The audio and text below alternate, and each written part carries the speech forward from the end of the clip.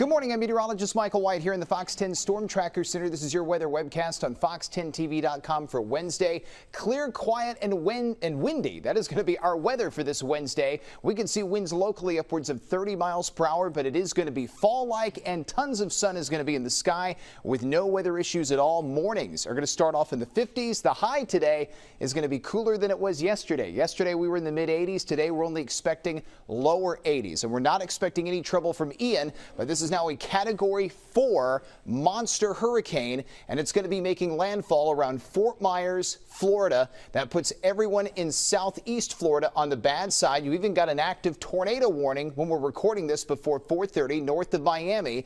Now places like Tampa are still going to get hit hard with rain, wind, but they are not going to get the storm surge threat. So they are going to be spared in that regard, and Sarasota going to be spared in that regard as well. Once you are to the west side of the center, your impact is greatly reduced. So I know they're breathing a sigh of relief.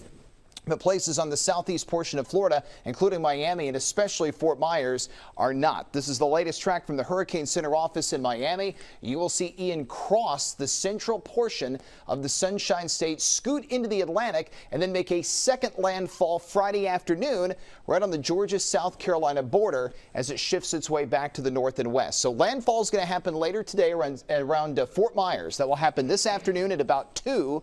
And then between this afternoon and tomorrow afternoon, you'll see it just track northeast right across central Florida. And by Thursday afternoon, it'll be right by Daytona Beach in Orlando as a mid-grade tropical storm. It moves back out over the Atlantic waters and makes a second landfall Friday afternoon on the Georgia-South Carolina border. So weather headlines for today, feeling like fall for sure. As we head into this afternoon, sunny and very windy, and the rest of the week looking dry and windy. As we go through the 7-day outlook, you can see highs are going to be in the upper 70s and low 80s the next few days. Temperatures do rebound this weekend and next week. We'll see highs return to the mid to upper 80s, but in the short term, we'll have mornings in the mid to upper 50s, which is going to feel very refreshing. We'll keep you updated on the weather throughout the day on the Fox 10 weather app, fox10tv.com, and all of our social media channels. Have yourself a great Wednesday.